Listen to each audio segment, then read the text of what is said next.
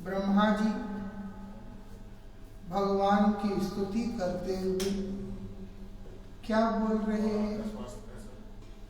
श्री कृष्ण को ब्रजवासियों के सखा के रूप में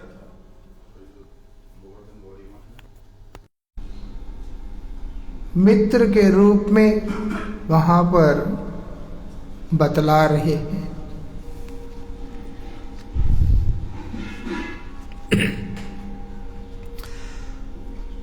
क्या बतला रहे हैं?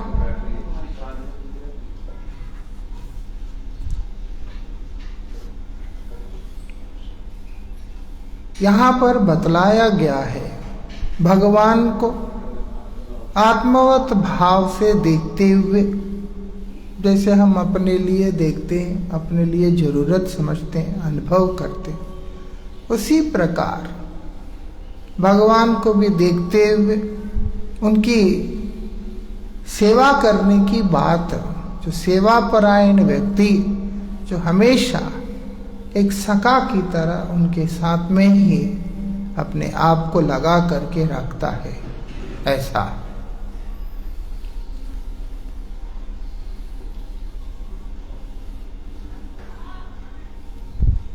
दास्य के भाव के अंदर जैसे हम जानते हैं एक संकोच रहता है, दास्य में एक संकोच है। हमने कल जैसे श्रवण किया, लेकिन साख्य में आने से वो संकोच नहीं रह जाता है। बिना किसी संकोच का अपनापन के साथ में सेवा करने की भाव वहाँ मजबूत हो जाता है। हमने जैसे सुना, श्रवण कीर्तन स्मरण आदि अंगों का पालन करने से ही ये भाव आता, अन्यथा नहीं आता। तो उसमें पहले ये अनुभव होता है कि मेरे प्रभु हैं, मैं उनका दास हूं। और अब हर तरह का संकोच से आगे बढ़कर वो क्या करता है कि भगवान के प्रति संकोच विहीन होकर के बंधु भाव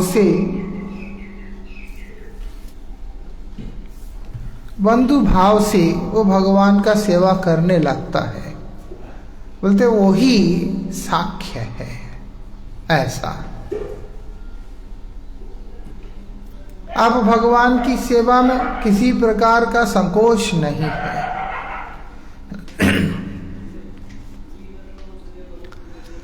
क्या बोलते हैं? साख्य भाव के अंदर जो अभीष्ट देवता है, अभीष्ट देवता कौन है? इष्ट देव हमारे, उनकी सेवा में अनुकूलता अधिक रहता है। दास्य से अधिक साख्य के अंदर अभीष्ट देवता में अनुकूलता रहता है, उनकी सेवा में अनुकूलता रहता है। मतलब है कि इष्ट देव जो हमारे जो आराध्य जो देव है, उनकी बात यहाँ पर बताया जा रहा है।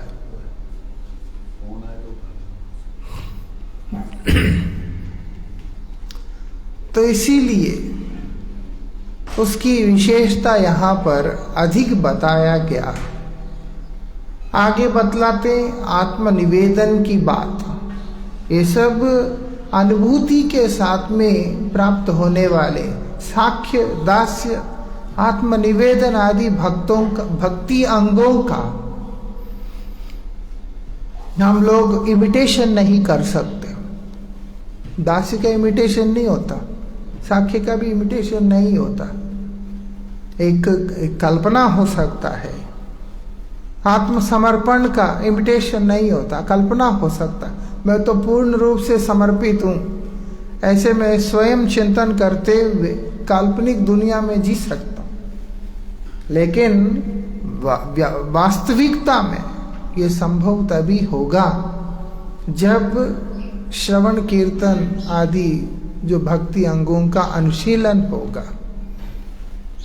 और जैसे जैसे होता रहेगा वैसे वैसे भगवान के प्रति जो संकोच का भाव है वो क्षीण होता चला जाएगा,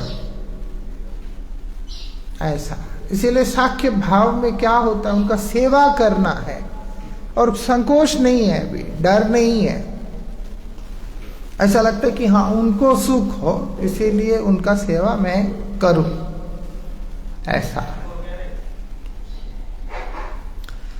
उसके बाद कह रहे आत्मनिवेदन भक्ति अंग की बात यहां पर बतला रहे हैं। आत्मनिवेदन है, जैसे गोमाता चली जाती है एक स्थान से दूसरे स्थान पर, उसी प्रकार से कि हम भगवत पाद पद्म में चले जाएंगे, उनके चरणों में बिक जाएंगे। हमारी तमाम कर्म क्रिया साध्य साधन सर्वस्व केवल भगवान ही होंगे और उन्हीं का सेवा ही होगा और कुछ भी नहीं, ऐसा। और हमारे आचार्य तो बतला रहे हैं कि वास्तविक सुख भी आत्मसमर्पण में ही है। इसलिए बोला आत्मसमर्पण तुया पदे करी होई नु परम सुखी। आपके चरणों में मैं अपने आप को समर्पित करके परम सुखी हो गया, ऐसा। क्यों बोलते? चारों तरफ केवल आनंद की अनुभूति है, दुख तो है ही नहीं। अब कोई दुख ही नहीं है। लेकिन यहां पर जो आत्मसमर्पण की बात हो रहा है वो केवल दुख निवृत्ति की बात नहीं हो रहा है, जबकि भगवत सेवा भगवत प्रसन्नता की बात हो रहा है, इष्ट देव के संतुष्टि की बात हो रहा है।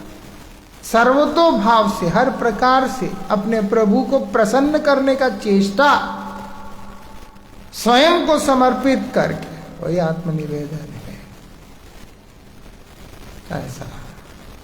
आत्मनिवेदन किया हुआ भक्त अपने लिए कुछ सोचता ही नहीं है कि मैं अगर भगवान के चरणों में समर्पित कर लिया तो मेरा उद्धार हो जाएगा, मैं इस संसार से छूट जाऊंगा, मेरा कल्याण हो जाएगा। वहां ये सब है ही नहीं। जिनके चरणों में समर्पित है, हमारा सर्वस्व केवल उन्हीं के लिए होना चाहिए। इसलिए मेरा उद्धार हो ना हो, मेरे प्रभु की सेवा होता रहे, यही एक भाव हमारे अंदर होना चाहिए।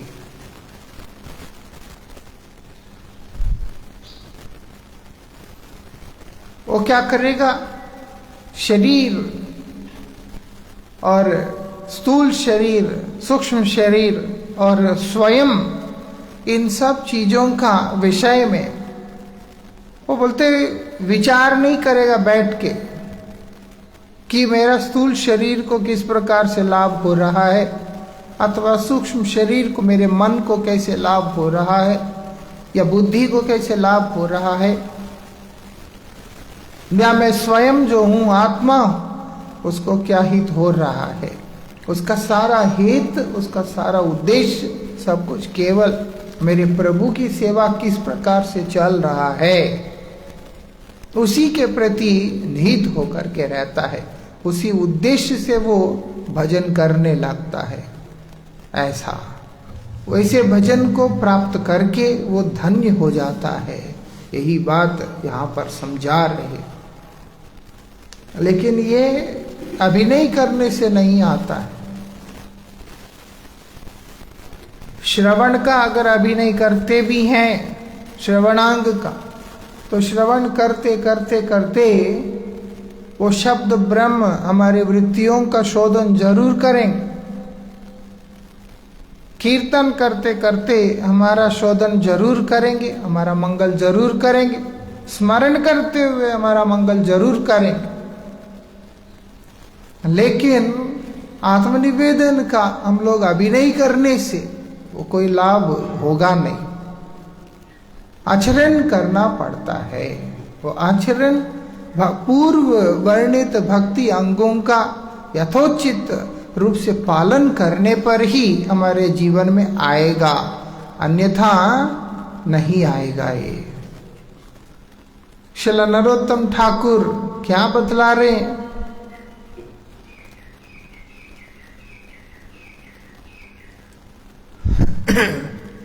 अन्य देवाश्रयनाय तुम और कही ले भाई, यही भक्ति परम भजन। क्या बोल रहे हैं? हे भाई, हे मन, तुम क्या है, अन्य देवी देवताओं का आश्रय ना लेकर क्या करना होगा? केवल मात्र हरिपाद पद्म का ही आश्रय लेना होगा, भक्ति का आश्रय लेना होगा, वही हमारे लिए सर्वश्रेष्ठ साधन होगा। ऐसा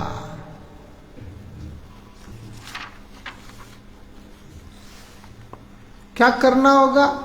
भगवत पाद पद्म में एकांतिक रूप से आश्रय लेकर यही नवविध भक्ति अंगों का पालन हमें करना होगा, जो कि सर्वश्रेष्ठ भजन साधन है।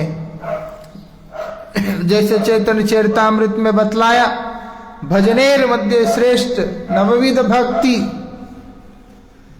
भजनांग के अंदर अगर श्रेष्ठ कोई साधन है वो ये भक्ति, नवदा भक्ति के बारे में ही बताया गया है।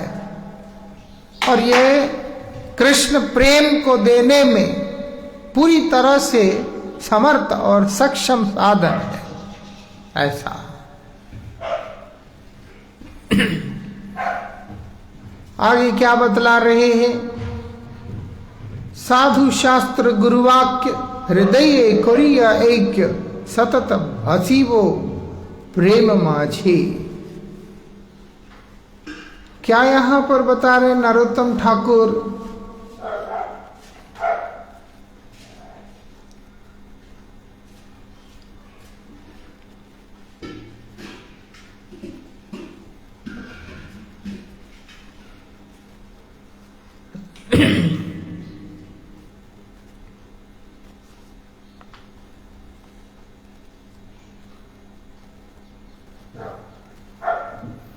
कल्याण चाहने वाला जो साधक होता है, अपने मंगल चाहने वाला जो साधक होता है, उसको स्वतंत्र भाव नहीं रखना होगा अपने साधना के अंदर। और क्या करना है? साधु शास्त्र और गुरुवाक्यों के अनुरूप ही उसको अपना साधन करना होगा। इसलिए यहां पर बोले साधु शास्त्र गुरुवाक्य हृदय करिए एक, हृदय में उनको धारण करते हुए उनके अनुरूप ही उसको क्या करना होगा? उसको सब कुछ करना होगा, स्वतंत्र भाव से नहीं। जैसे कि श्री रूप गोस्वामी पाद ने भक्ति अंगों के विशेष रूप से उल्लेख किया, इसीलिए भक्ति मार्ग के जो साधक होते हैं उनके लिए क्या बताया? विभिन्न प्रकार के भक्ति से संबंधित सदाचार का पालन करते हुए, वैष्णव सदाचार का पालन करते, क्योंकि सब भक्ति के अंग होते हैं, उन सब का पालन करने के लिए बतलाया। उन सब का पालन करते हुए क्या करना होगा? जितने भी जो दैहिक हैं, शरीर और आत्मा, उनसे संबंधित जो भी कार्य होते हैं उन सबके साथ व्यवहारिक भाव रखते हुए मूल में भगवत प्रसन्नता और साधु शास्त्र और गुरुवाक्य के ऊपर निर्भर होते हुए भगवत प्रीति विधान को लक्ष्य करके साधन करना होगा। ऐसे समझ में आता है? क्या करना क्यों बतला रहे यहाँ पर? जो वैष्णव सदाचार है, भक्ति आचार है, उसका पालन करने के लिए बतला रहे हैं। उनको हम अवहेलना नहीं कर सकते, तिरस्कार नहीं कर सकते हैं। एक बात है। इसमें क्या बताया गया है? गुरुमुख पद्म वाक्य हृदय करी महाशक्य। क्या बोल रहे हैं? जो करने वाला जो काम है, जैसे ऊपर बताया गया है कि साधु गुरु वैष्णव की वाणी के ऊपर निर्भर होते हुए साधना करने की बात बतला रहे हैं। उसी की आगे की बात यहाँ बतलाते हुए कह रहे हैं कि इस वाक्य से हमें ये समझना होगा, क्या जो भी करणीय कार्य है, जो कुछ भी हमने करना है, जो सदाचार का पालन करना है, वहां पर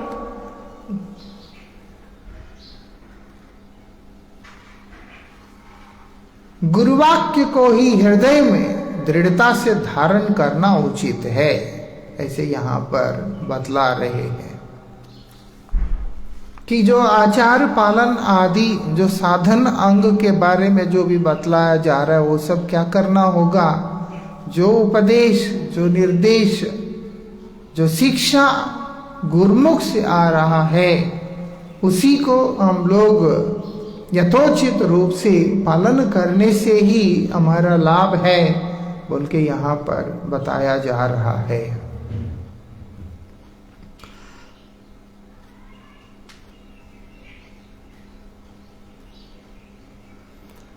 बोलते हैं किसी किसी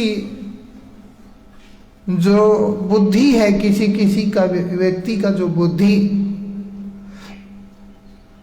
उसमें आ सकता है कि मान लो कि जो गुरु आदेश है, गुरुदेव ने जो आदेश दिया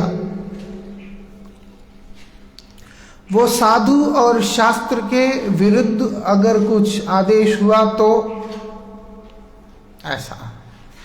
ऐसे विचार अगर आया तो कि उस समय भी क्या जो गुरुमुख वाक्य है उसी को पालन करना होगा, तो उसी के लिए, उसी संशय को दूर करने के लिए यहां पर बता दिया साधु शास्त्र गुरुवाक्य हृदय करिया ऐक्य करके। क्यों? वास्तविकता में हम लोगों को समझना होगा गुरुदेव कभी भी ऐसे कोई शिक्षा, ऐसा कोई निर्देश ही नहीं देंगे जो कि शास्त्र अथवा साधु के वचनों के साथ में मेल नहीं खाता हो। ऐसा इसीलिए गुरुदेव का उपदेश कभी साधु के उपदेश से भिन्न हो ये नहीं हो सकता, और शास्त्र के उपदेश से भिन्न हो ये भी नहीं हो सकता।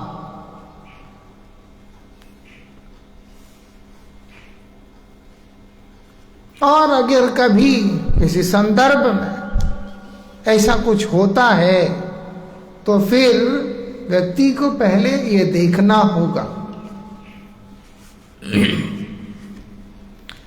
क्या बोल रहे हैं? गुरुवाक्य के साथ शास्त्र और सदाचार निष्ठ साधुओं के वाक्य की एकता या मेल हो तभी उसका निर्विचार परिपालन करना कर्तव्य है। ऐसा सद्गुरु का जो वाणी है वो कभी भी साधु शास्त्र से भिन्न नहीं हो सकता, वो निश्चित रूप से एक ही होगा। तो इसीलिए यहां पर बताया कई बार ऐसे होते हैं जो लोग वास्तविकता में सत्पुरुष नहीं होते हैं, वो लोगों का वाणी निश्चित रूप से भिन्न हो सकता है।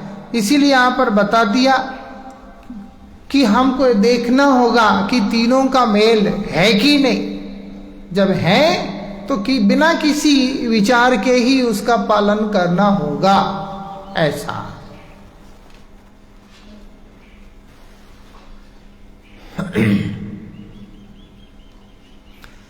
इसीलिए जब व्यक्ति आश्रय ग्रहण करता है, आजकल तो एक फैशन है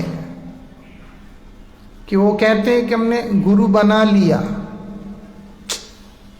तो ये गुरु बनाना क्या होता है? ये तो भगवान कृपा करके सद्गुरु को हमारे जीवन में भेजते हैं, भगवान भेजते हैं। जो कोई भी हमारे जीवन में ऐसे सद्गुरु का आगमन होता है वो तो भगवान के द्वारा भेजा हुआ होता है। लेकिन दुनिया के अंदर लोग जो है थोड़ा चमत्कार दिखाने से, थोड़ा सा अगर उनको अनुकूलता का अनुभव होने से वो लोग वहीं पे जाके आश्रय ले लेते हैं। वहां पर वो शास्त्र विचार नहीं करते, वहां पर वो अपना मंगल विचार नहीं करते, कुछ नहीं करते। तो ऐसे लोग बहुत सारी चीजों में अपना नुकसान कर जाते हैं। यहां पर बताया कि जब शास्त्रीय सदाचार संपन्न सद्गुरु का चरणाश्रय मिले, मतलब शास्त्र में जिस विधि को बतलाया गया है ऐसे विधि के अनुरूप आचरण करने वाला व्यक्तित्व जब गुरुदेव के रूप में प्राप्त हो जाते हैं, तब उनके आदेश पालन करने से हमारा ऐसे ही मंगल हो जाता है। क्यों? क्योंकि उनका आदेश कभी भी साधु और शास्त्र के वाक्यों के प्रतिकूल हो ही नहीं सकता। ऐसा इसीलिए गुरु आज्ञा के ऊपर हमें विचार नहीं करनी चाहिए, लेकिन गुरुपाद पद्म को ग्रहण करने के पूर्व निश्चित रूप से इस बात को विचार करना चाहिए कि जिस व्यक्तित्व का मैं आश्रय ग्रहण करने जा रहा हूं, क्या वो शास्त्र और साधु के वचनों के साथ मेल खाने वाला उनकी शिक्षा और आचरण है कि नहीं। ऐसा कि अगर हम बोले कि नहीं जी गुरुमुख वाक्य है, उसी को हृदय में धारण करके चलना है, निश्चित रूप से चलना होगा, लेकिन चलने के पूर्व जब आप अपने आप को समर्पित करते हो, उसके पूर्व आपको इस बात को विचार करना होगा कि जो गुरुदेव हैं उनका आचरण शास्त्रीय आचरण है कि नहीं, हरि भजन के लिए अनुकूल आचरण है कि नहीं, हरि सेवा के लिए अनुकूल आचरण है कि नहीं। ऐसा यद्यपि साधु शास्त्र और गुरु की वाणी एक ही होता है, लेकिन शास्त्र अपने प्रयास से कोई व्यक्ति नहीं समझ पाता है। और रही बात साधु की, अलग अलग साधुओं के हृदय की उपलब्धियां अलग अलग प्रकार से प्रकट होते हैं। तो इसलिए एक बद्धजीव कई बार उन भावों को ठीक से नहीं समझ पाता, तो उसको शास्त्र की बात साधु की बात समझाने के लिए ही गुरुदेव की प्राधान्यता दी गई है कि तुम गुरुजी की आज्ञा का पालन करो बिना किसी विचार के। तो तुमने शास्त्र भी समझ लिया और तुमने साधु के उपदेश भी समझ लिया। ऐसा लेकिन यहां पर जो गुरुवाणी का पालन करने की बात हो रहा है, वहां किसी प्रकार का संकीर्णता की बात नहीं है। ऐसा क्यों? क्योंकि शास्त्रीय सदाचार आचरण परायण जो गुरुदेव होते हैं, उनकी शिक्षा में कभी संकीर्णता के लिए कोई स्थान नहीं होता है। ये बात है। इसीलिए उनकी शिक्षा में कभी भी किसी भी शास्त्रवाणी के साथ में प्रतिकूलता होने की संभावना नहीं होता।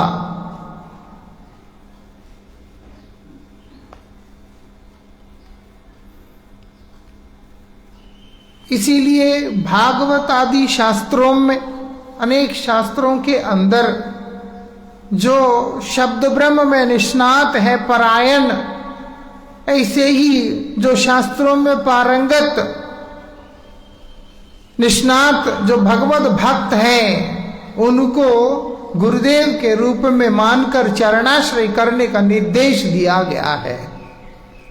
इसलिए बता दिया, तद विज्ञानार्थम सा गुरु मेवा विगच्छेत। अनुभूति, भक्ति, शास्त्रों की अनुभूति को प्राप्त करने के लिए एक साधक को सद्गुरु के पास जाना होगा। और कैसे गुरु है? जो कि शब्द और परे दोनों में निष्णात है, मतलब शास्त्रीय ज्ञान है, शास्त्रों का ज्ञान है। शास्त्रों का ज्ञान मतलब ये भी नहीं होता कि जितने भी पुराण, वेद, उपनिषद, वेदांत है उन सब का एक एक चीज के बारे में डिटेल में पता है। शास्त्रीय ज्ञान मतलब है कि शास्त्र अध्ययन करने वाला होगा और उन शास्त्रों के मर्म को जानने वाला होगा। सारे शास्त्र 3 चीजों के बारे में बतलाते हैं: संबंध, अभिधेय, प्रयोजन। और संबंध, अभिधेय, प्रयोजन के बारे में जानने वाला व्यक्ति वास्तविकता में वो सब शास्त्रों में निष्णात ही माना जाएगा। ऐसा। और साथ ही बोलते हैं ब्रह्मनिष्ठ, मतलब है कि भगवान में एकांतिक निष्ठा, पूर्ण समर्पण रखने वाला है। यहां तक बता दिया, अगर कोई व्यक्तित्व यद्यपि शास्त्रीय ज्ञान को रखने वाला होता है, सब जानता है शास्त्रों के बारे में, लेकिन ब्रह्मनिष्ठ नहीं है, तो बोलते हैं उसको गुरु रूप में वर्ण नहीं किया जा सकता है। ऐसा। अगर हम देखते हैं षंडमर्क जो है बहुत शास्त्रों के ज्ञाता है, ऐसा नहीं कि वो लोग नहीं जानते, लेकिन ब्रह्मनिष्ठ नहीं है। इसीलिए प्रहलाद महाराज ने उनको अपने गुरु रूप में स्वीकार नहीं किया। उन्होंने नारद गोस्वामी को अपने गुरुदेव के रूप में वर्ण किया। ऐसा ब्रह्मनिष्ठ होना जरूरी है। और शास्त्रों में भी उनका परिपक्वता होने की जरूरत है कि शास्त्र में क्या बतलाया जा रहा है, शास्त्र की वाणी हमको क्या सिखाना चाहता है, ये सब भी पता होना जरूरी है। ऐसा कि कोई ग्रंथ में क्या है, उसका सार क्या है, वो हमें क्या बताना चाहते हैं, इन चीजों का अगर ज्ञान नहीं है तो वास्तविकता में कोई प्रयोजन नहीं है। अगर ऐसे हम सद्गुरु का आश्रय ग्रहण करते हैं और बोलते हमारे साधन जीवन में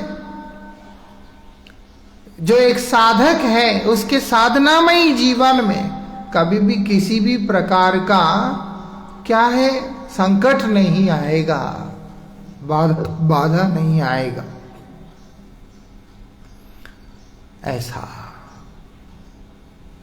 नहीं है तो बाधा ही बाधा है और उससे हम लोग मुक्त भी नहीं हो पाएंगे। ऐसा भगवान ने ऐसे ही इतना महत्व नहीं दिया। भागवत जी में बताया उद्धव को, आचार्य माम विजानीय, जो गुरुदेव है, जो कि आचार्य है, आचार्य क्या करते हैं? शास्त्रीय आचरण करते हैं। शास्त्र में जैसे विधि को दिया, बतलाया गया, उस विधि का आचरण करते हैं, पालन करते हैं। इसलिए बोलते हैं ऐसे शास्त्रीय आचरण करने वाले जो व्यक्तित्व हैं वो बोलते हैं माम बीजानीय, उनको मेरा ही अभिन्न रूप जानना। एक व्यक्ति को भगवान बतला रहे हैं मेरा तुम अभिन्न जानना। क्यों? क्योंकि वो भगवान में निष्ठ है, निष्णात है, भगवद अनुभूति प्राप्त है। भगवान की तरह नहीं तो वो सम्माननीय नहीं हो सकता। ऐसा ना अवमान्यते करीजित, कभी भी अपने आचरण के द्वारा ऐसे व्यक्तित्व का तुम अपमान नहीं करना। ऐसा क्यों? ऐसे व्यक्तित्वों का सेवा करने से ही मैं प्राप्त होता हूं और मेरा ज्ञान भी प्राप्त होता है। आचार्यवान पुरुषो वेद, वेद मतलब ज्ञान, वेद मतलब भगवान। इसीलिए जिसके जीवन में ऐसे आचार्य हैं, ऐसे शुद्ध शास्त्रीय सदाचार आचरण करने वाले जो व्यक्तित्व हैं, ऐसे लोगों के जीवन में क्या होता है, बोलते भगवान की भगवत संबंधी अनुभूति उसको आता है। ऐसा कृष्ण के साथ में मेरा क्या संबंध है, उस बात की अनुभूति मेरे जीवन में आएगा। कृष्ण सेवा का अभिधेय क्या है, सेवा साधन, वो मेरे जीवन में आएगा। और कृष्ण प्राप्ति जो प्रयोजन है वो भी मेरे जीवन में आ जाएगा उनकी कृपा से। इसलिए यहां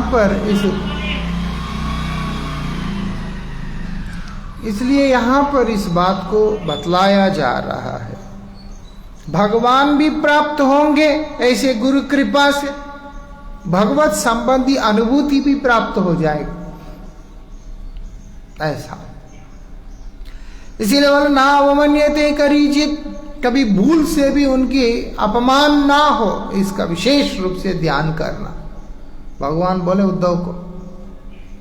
और ये भी सोचना नहीं है जैसे मैं एक मरणशील व्यक्ति हूं, ऐसे ही गुरुदेव भी जो है मरणशील व्यक्ति है। तमाम देवताओं का मूर्तिमान स्वरूप है गुरुदेव करके, इतना सम्मान, इतना उच्च स्थान किस लिए दिया गया है? ऐसा क्योंकि उनका आश्रय ग्रहण करने पर साधक के साधनामय जीवन में, साधना जीवन क्या है कि भगवत प्राप्ति का उद्देश्य से किए जाने वाली यात्रा, भगवत पाद पद्म में स्वयं को समर्पित करने का भाव, कृष्णैक शरण होने की इच्छा और चेष्टा, बोलते हैं उसमें किसी भी प्रकार का अवरोध नहीं आएगा, उसमें किसी भी प्रकार का अवरोध नहीं आएगा। और बोलते हैं महाराज भजन में मन लगता नहीं है, या कोई अनुभूति आता नहीं है, ऐसे। अरे हमारे तमाम पूर्वाचार्यों को आया, श्रेष्ठ वैष्णवों को आया, इतने लोग भजन कर रहे हैं, असंख्य भक्त भजन कर रहे हैं और अलग अलग तरह की अनुभूतियों को प्राप्त कर रहे हैं, तो हमारे तक आने से वो अनुभूति क्यों नहीं आता है? ऐसा त्रिनादपि का भाव अगर नहीं आ सकता, संभव ही नहीं है, तो महाप्रभु वो शिक्षा क्यों देते?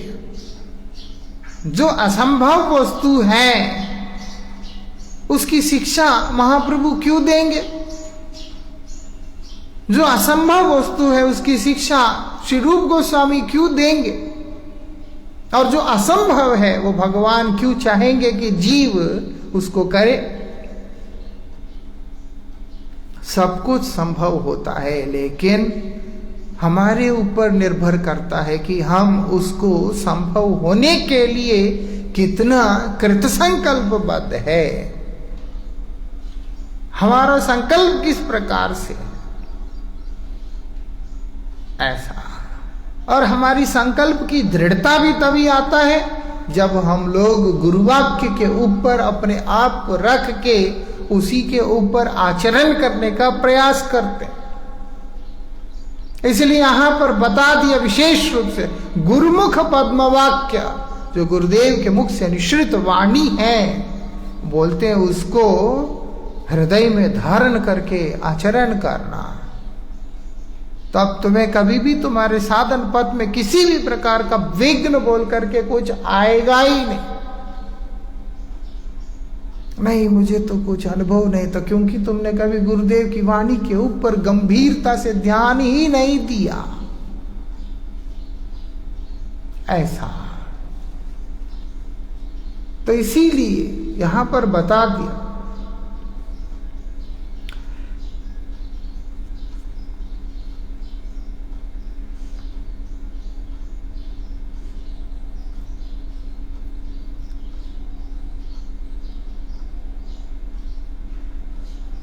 और अगर कभी ऐसा भी होता है कभी कभी, लेकिन ये साधक को समझना होगा, ये उसके बुद्धि इतना होना जरूरी है।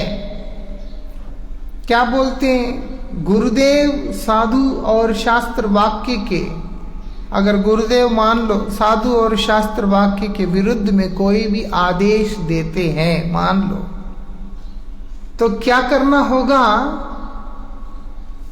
कि ये समझना होगा कि शायद गुरुदेव मेरा परीक्षा ले रहे हैं। हो सकता है अध्यापक तो विद्यार्थी का तो परीक्षा लेता ही है, और गुरुदेव हो सकता है कि मेरा परीक्षा ले रहे हूं, ऐसा सोचना चाहिए। सर्वप्रथम बहुत सावधानी के साथ में गुरुपाद पद्म का आश्रय लेना चाहिए।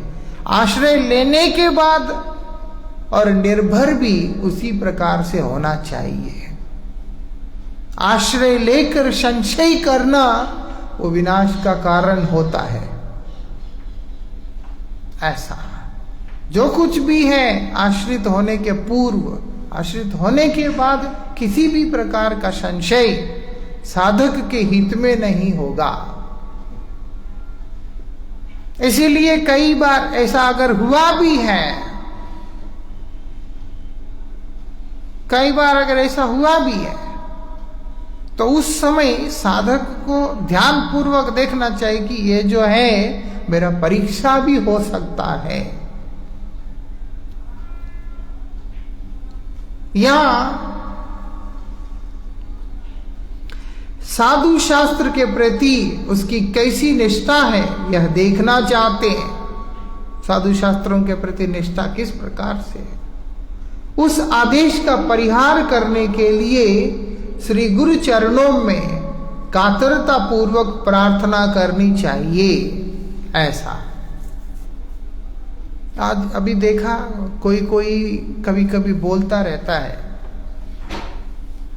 कि हमारे गुरुजी ने हमको एक बोला, किसी और को कुछ बोला, हमको समझ नहीं आता है, स्टेटमेंट जो है एक नहीं रहता है, इस कारण से कैसे हम भरोसा करें, ऐसे ऐसे करके।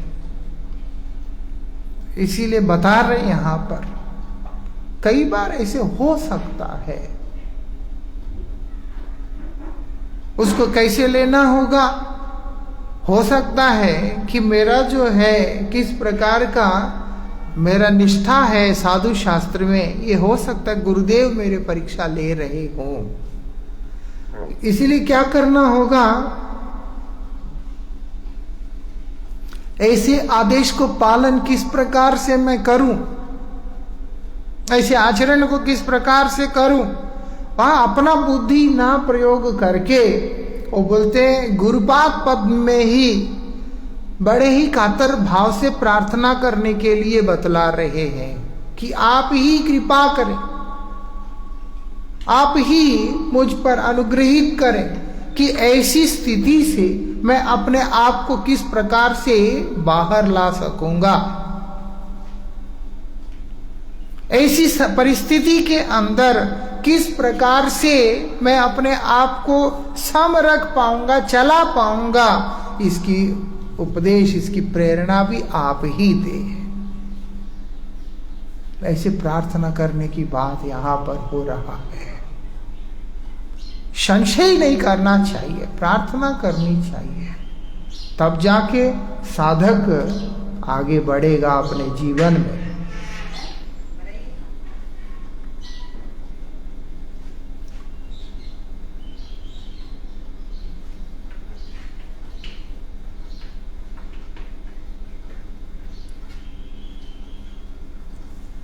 बोलते हैं फिर भी अगर ऐसा कोई आदेश आता है तो क्या करना होगा कि उसको ये समझना होगा कि मैं इस आदेश का मर्म को समझने में सक्षम नहीं, इस कारण से वो अपने आप को थोड़ा दूर में रख कर क्या करना होगा, साधु शास्त्रों का अनुगत करना होगा। लेकिन गुरु अवज्ञा करने की बात यहाँ पर नहीं बताया जा रहा। मैं नहीं समझ पा रहा, ये मेरा दोष है कोई ना कोई, इसलिए मैं क्या करूँगा, मैं किसी ना किसी प्रकार से अपने आप को संभाल कर थोड़ा सा दूर रखते हुए शास्त्र और साधु का अनुगत में मैं भजन करता रहूंगा।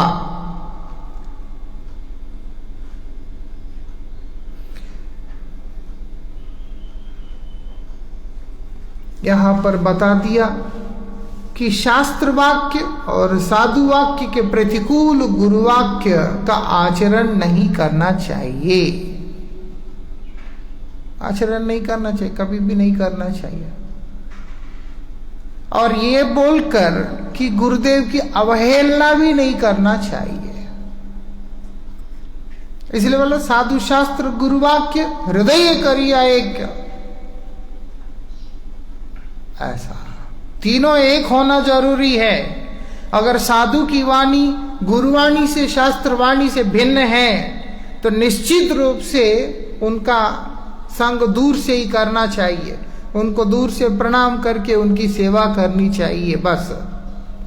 और मुख्य रूप से गुरुवाणी के ऊपर, गुरुदेव के आदेश के ऊपर निर्भर होके आचरण करना चाहिए। और अगर कई बार किसी संदर्भ में गुरुदेव का उपदेश भी शास्त्र और साधु के वाणी के विरुद्ध दिखाई देता है तो उससे निवृत्त होने के लिए प्रार्थना गुरुदेव से ही करना चाहिए। तब भी समझ में ना आए तो बोलते हैं निश्चित रूप से उस आदेश का पालन नहीं करना चाहिए, लेकिन गुरु अवज्ञा भी नहीं करना चाहिए। ऐसा उनके प्रति अश्रद्धा भी नहीं करना चाहिए।